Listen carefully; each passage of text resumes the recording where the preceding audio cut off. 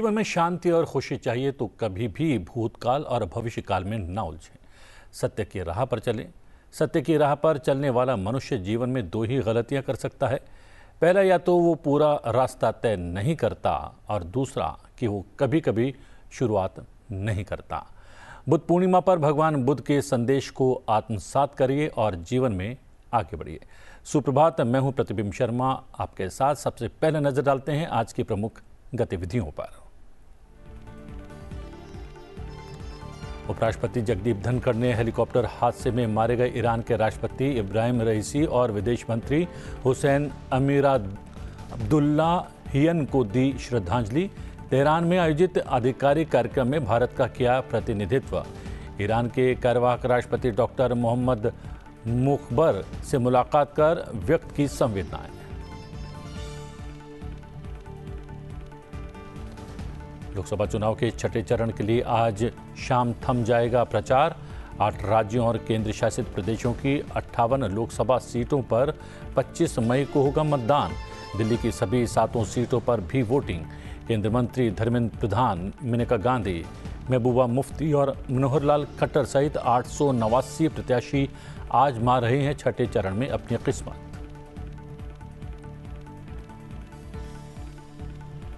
सांप्रदायिक आधार पर प्रचार और सैन्य बलों का राजनीतिकरण करने से करे परहेज। निर्वाचन आयोग ने राजनीतिक दलों को दी हिदायत। कहा, चुनाव में देश के सामाजिक सांस्कृतिक परिवेश को नुकसान पहुंचाने की नहीं दी जा सकती अनुमति। भारतीय रिजर्व बैंक से सरकार को मिलेगा अब तक का सर्वाधिक 2.11 लाख करोड़ रुपए का लाभांश।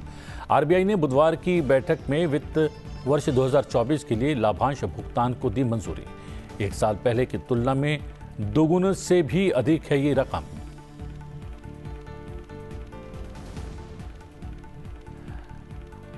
आज पूरे हर्षोल्लास से मनाया जा रहा है बुद्ध पूर्णिमा का त्योहार। राष्ट्रपति और उपराष्ट्रपति ने इस पावन अवसर पर सभी नागरिकों को दी बधाई। राष्ट्रपति ने कहा, राष्ट्र निर्माण के लिए भगवान बुद्ध के आदर्शों को अपनाएं देशवासी। उपराष्ट्रपति ने बुद्ध के शाश्वत मूल्यों को अपनाने और उन्हें अपने विचारों और कर्म में शामिल करने का संकल्प लेने का किया आह्वान।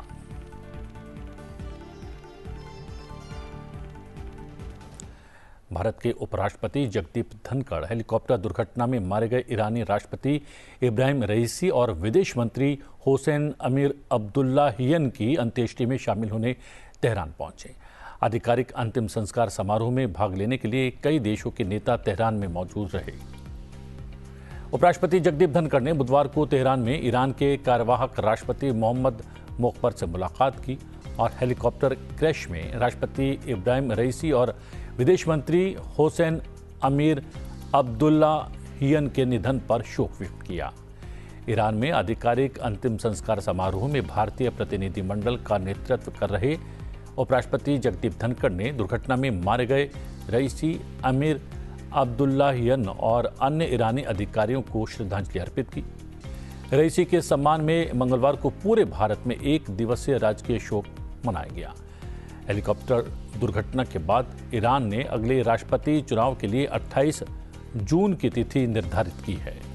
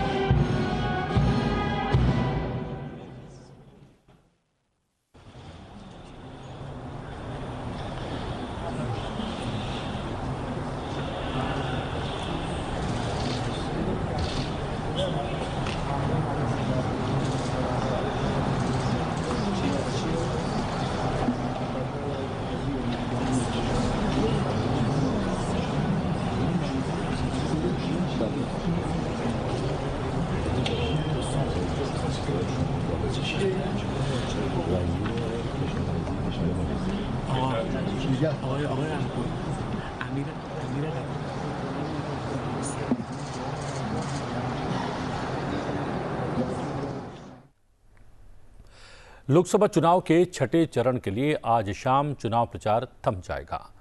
लोकसभा चुनाव के छठे चरण में 8 राज्यों और केंद्र शासित प्रदेशों की 58 लोकसभा सीटों पर 25 मई को मतदान होगा। छठे चरण में 889 प्रत्याशियों के भाग्य का फैसला मतदाता करेंगे। कुल 889 उम्मीदवार मैदान में हैं और हरियाणा में सबसे अधिक 223 और जम्मू कश्मीर में सबसे कम 20 प्रत्याशी अपनी किस्मत आजमा रहे हैं। छठे चरण में उत्तर प्रदेश की 14, बिहार की 8 और दिल्ली की सभी 7 सीटों पर मतदान होने वाला है। हरियाणा की सभी 10 लोकसभा सीटों पर छठे चरण में एक साथ मतदान होगा। जम्मू कश्मीर की अनंतनाग राजौरी लोकसभा सीट पर पहले तीसरे चरण में चुनाव होना था, मगर मौसम की वजह से मतदान को छठे चरण में स्थगित कर दिया गया। झारखंड की 4, गिरिडीह, धनबाद, रांची और जमशेदपुर लोकसभा सीट पर शनिवार को चुनाव होने वाला है। छठे चरण में ओडिशा की 6 सीटों संबलपुर, क्योंझार, ढेंकानाल, कटक, पुरी, भुवनेश्वर इन तमाम लोकसभा सीटों पर मतदान होगा। पश्चिम बंगाल की कुल 8 सीटों पर मतदान होने वाला है, जिसमें तामलुक, कांथीघाटल, झाड़ग्राम, मेदिनीपुर, पुरुलिया, बंकुरा, बिष्णुपुर लोकसभा क्षेत्र शामिल हैं।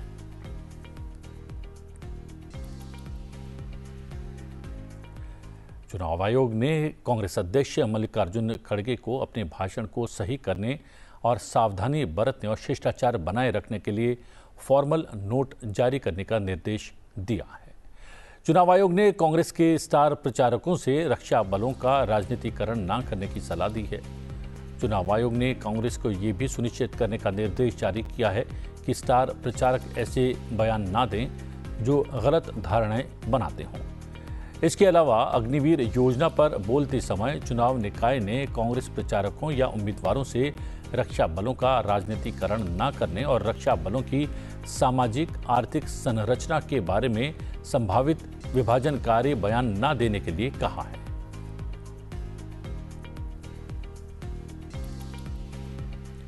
हर साल आरबीआई निवेश से होने वाली डिविडेंड इनकम को केंद्र सरकार को एक निश्चित राशि के रूप में हस्तांतरित करता आया है। इस बार बैंकों के शानदार प्रदर्शन के चलते आरबीआई ने केंद्र सरकार को 2.11 लाख करोड़ रुपए का डिविडेंड देने का ऐलान किया है। दरअसल सभी अनुमानों को पीछे छोड़ते हुए आरबीआई ने केंद्र सरकार का खजाना भरने के लिए भारी भरकम रकम बतौर डिविडेंड देने का फैसला किया है। 2023-24 में 3 लाख करोड़ का मुनाफा कमाने वाले बैंकों के शानदार प्रदर्शन के चलते आरबीआई ने केंद्र सरकार को 2.11 लाख करोड़ रुपए का डिविडेंड देने का ऐलान किया है। हर साल आरबीआई निवेश से होने वाली डिविडेंड इनकम को केंद्र सरकार को एक निश्चित राशि के रूप में हस्तांतरित करता है। पिछले वित्त वर्ष में केंद्रीय बैंक ने केंद्र को डिविडेंड के तौर पर 87,416 करोड़ रुपए दिए थे।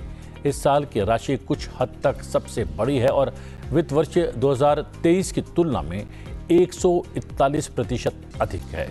इस राशि से सरकार को अपना वित्तीय घाटा कम करने में मदद मिलेगी, साथ ही नई योजनाओं में खर्च करने में मदद मिलेगी। इसके साथ ही सरकार की जन कल्याण योजनाओं के लिए पैसा जुटाना भी इस रकम के मिलने के बाद काफी हद तक आसान हो जाएगा।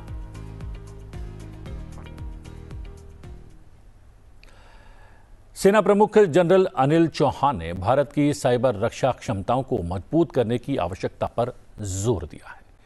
जनरल चौहान ने नई दिल्ली में साइबर सुरक्षा अभ्यास 2024 पर एक कार्यक्रम में हिस्सा लिया। कार्यक्रम के दौरान उन्होंने साइबर क्षेत्र में सभी हितधारकों के बीच एकीकरण करने पर जोर दिया और उभरते साइबर खतरों से निपटने के लिए एक सहयोगी वातावरण को बढ़ावा देने की पहल की सराहना की। हम आपको बता दें कि रक्षा मंत्रालय ने कहा है कि व्यापक साइबर रक्षा अभ्यास 20 से 24 मई तक रक्षा साइबर एजेंसी द्वारा आयोजित किया जा रहा है। इसका उद्देश्य सभी साइबर सुरक्षा संगठनों की साइबर रक्षा क्षमताओं को और विकसित करना और सभी हितधारकों के बीच तालमेल को बढ़ावा देना है। नौसेना प्रमुख एडमिरल दिनेश के त्रिपाठी ने कहा है कि भारतीय नौसेना को राष्ट्रीय समुद्री हितों की रक्षा के लिए हर समय युद्ध के लिए तैयार रहना चाहिए। ये बात उन्होंने हिंद महासागर में चीन की बढ़ती घुसपैठ और लाल सागर में अस्थिर स्थिति के बीच कही। नौसेना मुख्यालय में तैनात अधिकारियों को संबोधित करते हुए उन्होंने रणनीतिक जल क्षेत्र में वर्तमान सुरक्षा माहौल और नौसेना द्वारा अपेक्षित कार्रवाई पर विस्तार से चर्चा की। नौसेना प्रमुख ने इस बात पर जोर दिया कि भारत की समुद्री शक्ति की प्राथमिक अभिव्यक्ति के रूप में भारतीय नौसेना का अस्तित्व किसी भी समय, कहीं भी, किसी भी तरह से राष्ट्रीय समुद्री हितों की रक्षा के लिए हर समय युद्ध के लिए तैयार रहना है। राष्ट्रपति द्रौपदी मुर्मू ने बुद्ध पूर्णिमा पर देशवासियों और दुनिया भर में फैले भगवान बुद्ध के अनुयायियों को बधाई दी है। राष्ट्रपति ने अपने शुभकामना संदेश में कहा, बुद्ध पूर्णिमा के शुभ अवसर पर मैं सभी देशवासियों और दुनिया भर में फैले भगवान बुद्ध के अनुयायियों को हार्दिक बधाई और शुभकामनाएं देती हूं। राष्ट्रपति ने कहा कि करुणा के अवतार भगवान बुद्ध ने सत्य, अहिंसा, शांति और संपूर्ण मानवता तथा सभी जीव जंतुओं के प्रति प्रेम का संदेश दिया। भगवान बुद्ध ने कहा था, अप्पा दीपो भव, यानी अपने दीप स्वयं बनो। उन्होंने सहिष्णुता, आत्मज्ञान और सदाचार की शिक्षा दी, जो हमें मानवता की सेवा करने के लिए प्रेरित करती है। उनका अष्टांगिक मार्ग हमें सार्थक जीवन जीने की राह दिखाता है। राष्ट्रपति ने देशवासियों का आह्वान करते हुए कहा कि आइए हम सब भगवान बुद्ध के आदर्शों को अपने जीवन में आत्मसात करके सामाजिक समरसता को मजबूत करें और राष्ट्र निर्माण का संकल्प लें। आज वैशाख माह की पूर्णिमा बुद्ध पूर्णिमा के रूप में मनाई जा रही है। इस अवसर पर आसमान में दिखने वाला चंद्रमा फ्लावर मून कहलाएगा। कुछ हिस्सों में इसे प्लांटिंग मून और मिल्क मून भी कहा जा रहा है। आज शाम लगभग 7 बजे के आसपास चंद्रमा फ्लावर मून की स्थिति में पूर्व दिशा में उदित होता दिखाई देगा और रात भर आकाश में रहकर सुबह पश्चिम दिशा में अस्त होगा। आकाश में विभिन्न ग्रह और पूर्णिमा का चंद्रमा एक आकाशीय घड़ी के रूप में कार्य करते हैं, जिनसे दिन, महीने, साल का अनुमान लगाया जाता रहा है। चूंकि गुरुवार को पूर्णिमा का चंद्रमा विशाखा नक्षत्र में है, तो इस महीने का नाम वैशाख था और इस पूर्णिमा को वैशाखी पूर्णिमा नाम दिया गया। इस प्रकार चंद्रमा भी हर महीने अपना नाम बदलता है। इसके बाद अगला फ्लावर मून 12 मई 2025 को दिखाई देगा। बुद्ध पूर्णिमा को वैशाख पूर्णिमा या बुद्ध जयंती के नाम से जाना जाता है। बुद्ध पूर्णिमा दुनिया भर में बौद्ध समुदाय द्वारा मनाए जाने वाले सबसे महत्वपूर्ण त्योहारों में से एक है। आज के दिन गंगा स्नान और दान धर्म के कार्य करना विशेष महत्व रखते हैं। भारत के कई राज्यों में गर्मी अपना रौद्र रूप दिखा रही है। जी हां, ऐसे में एक बार फिर मौसम विभाग ने देश के पश्चिमोत्तर हिस्से, उत्तर मध्य प्रदेश और गुजरात में अगले 3 दिन तक भीषण गर्मी का रेड अलर्ट जारी किया है।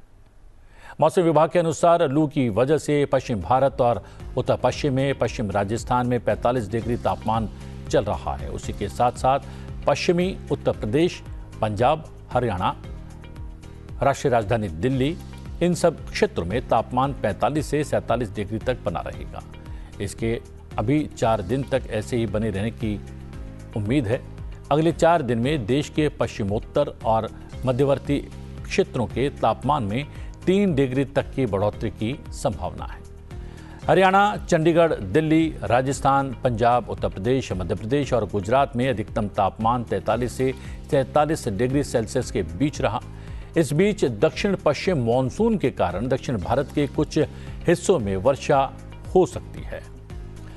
राजधानी दिल्ली और एनसीआर में चढ़ता पारा लोगों को परेशान कर रहा है। भारत मौसम विज्ञान विभाग का पूर्वानुमान है कि दिल्ली, एनसीआर, पंजाब और राजस्थान के कुछ हिस्सों में कुछ दिन तक हालात ऐसे ही बने रहेंगे। भारत मौसम विज्ञान विभाग ने केरल में अत्यधिक भारी वर्षा का अलर्ट भी जारी किया है।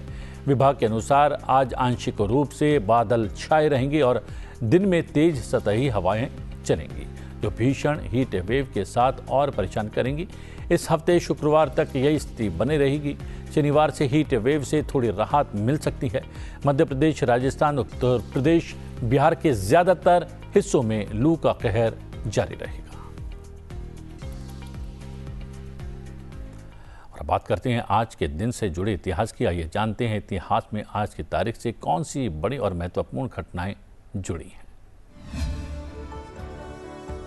23 मई साल 1984 को बछेंद्री पाल दुनिया की सबसे ऊंची चोटी एवरेस्ट पर पहुंची। पहली भारतीय महिला बछेंद्री ने एवरेस्ट फतह कर इतिहास रचा था। उन्होंने यह उपलब्धि अपने 30वें जन्मदिन से ठीक एक दिन पहले हासिल की। उनका जन्म 24 मई साल 1954 को उत्तराखंड के उत्तरकाशी में हुआ। बछेंद्री को अपने परिवार और रिश्तेदारों के कड़े विरोध का सामना करना पड़ा जब उन्होंने एक स्कूली शिक्षक के बजाय एक पेशेवर पर्वतारोही के रूप में करियर चुनने का फैसला लिया। कई राष्ट्रीय पुरस्कारों से सम्मानित बछेंद्री पाल अर्जुन पुरस्कार और राष्ट्रीय साहसिक पुरस्कार से भी अलंकृत हैं।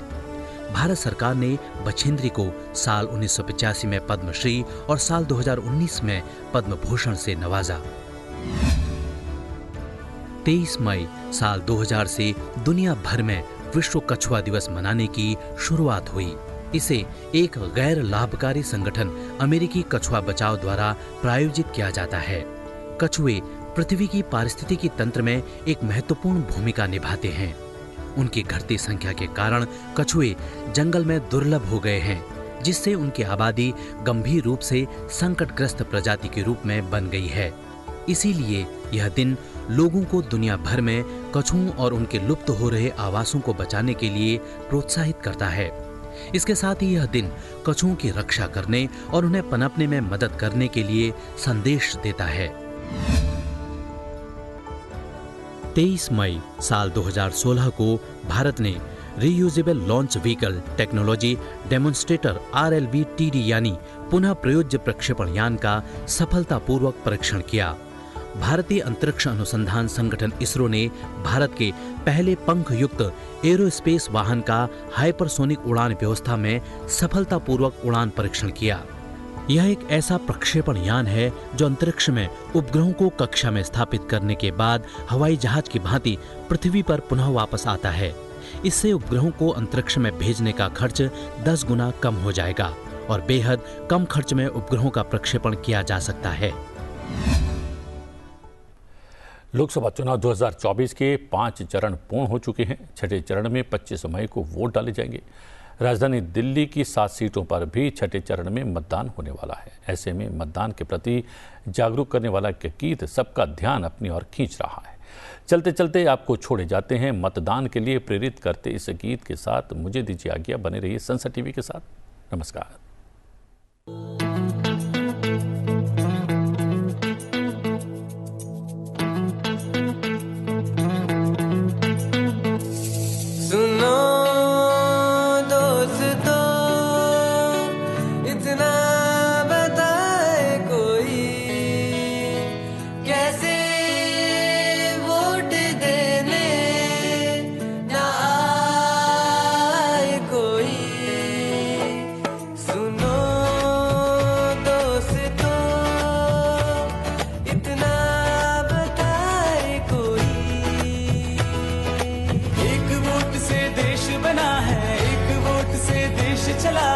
एक वोट से देश लिखा है, एक वोट हमारा, एक वोट से देश बना है, एक वोट से देश चला है, एक वोट से लिखी है तकदीर हमारे देश की। सुनो दोस्तों, इतना बताए कोई, देश में आया है चुनाव, सजाए अपने देश को हम, देश में आया है चुनाव, सजाए अपने देश को